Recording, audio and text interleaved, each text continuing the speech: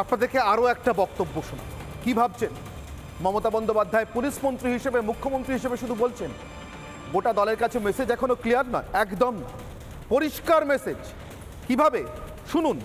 এ রাজ্যে তৃণমূলের মন্ত্রিসভার বর্ষিয়ান মন্ত্রী বলে শুধু নন, তৃণমূল নেতাদের মধ্যে যিনি একটু কোটানকোট ভদ্রলোক বলে পরিচিত, যার মুখ থেকে খারাপ কথা বেরোয় না বলে শুনে এসছি আমরা এতদিন, তার মুখ থেকে খারাপ ভালো বলবো না, কি ভয়ঙ্কর সংবিধান বিরোধী, কি ভয়ঙ্কর রাষ্ট্রবিরোধী, ভেবেচিন্তে বলছি, রাষ্ট্রবিরোধী কথা বেরোচ্ছে, একবার শুনুন। কেন বলছি?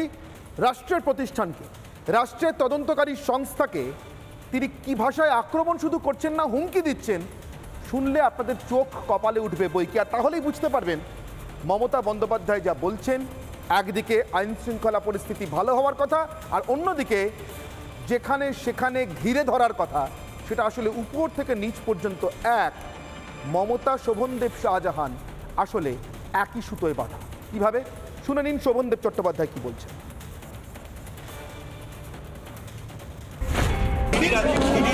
আরে ভাই, তো জনবিস্ফোরণ হবে এরপরেতে। এখন তো সব একটা জায়গায় হয়েছে, এরপরে সারা বাংলা জুড়ে জনবিস্ফোরণ হবে এবং ভারতবর্ষে যেখানে যেখানে বিজেপি সরকার নেই সেখানে ইডি যাচ্ছে, আর সব যুধিষ্ঠিরের ছেলে পুলে। আসামে হেমন্ত বিশ্ব শর্মা যুধিষ্ঠিরের ছেলে, যেখানে যেখানে বিজেপি সরকার আছে সেখানে ইডি সিবিআই দুর্নীতি দেখতে পাচ্ছে না। এই জনবিস্ফোরণ ভারতবর্ষে হবে। অধ্যাপক সাহা, অর্ণববাবু, আপনার কাছে আমার প্রশ্ন, একদিকে মুখ্যমন্ত্রী যেভাবে তার নিজের ব্যর্থতার দায় মানুষের কাঁধে চাপাতে চাইছেন, আবার ওই মানুষকে হাতিয়ার করেই ইডির বিরুদ্ধে দুষ্কৃতী হামলাকে কার্যত জনবিস্ফোরণ বলে হুমকি দিয়ে রাখছেন, বা হবে বলে হুমকি দিয়ে রাখছেন, পাড়ায় পাড়ায় হবে, যেখানে সেখানে হবে বলে হুমকি দিয়ে রাখছেন মমতারই মন্ত্রিসভার বর্ষিয়ান সদস্য শোভনদেব চট্টোপাধ্যায়রা। আপনার প্রশ্নটা একটু বলুন, আমি যেহেতু কাউকে দেখতে পাচ্ছি না। সোজা সাপটা প্রশ্ন। আমার আজকের অগ্নিবাণ ছিল, আমি আজকের অগ্নিবাণের কথায় আসি সরাসরি। আজকের বিতর্কের প্রথম প্রশ্ন আমার আজকের অগ্নিবাণটা কি ছিল প্রথম? হ্যাঁ হ্যাঁ,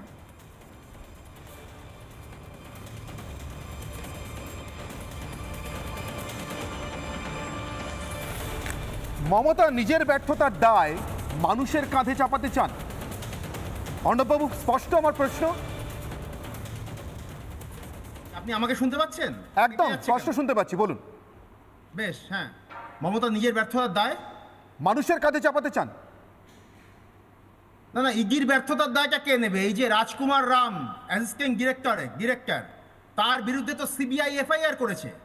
তার আজ থেকে 5-6 বছর আগে সম্পত্তির পরিমাণ ছিল 1,18,000 টাকা, সেটা এখন কয়েক কোটি টাকায় গিয়ে পৌঁছেছে। কই, আপনারা তো বলছেন না এটাই যে ইডির আধিকারিকদের সম্পত্তি এই পরিমাণে বাড়ছে করে?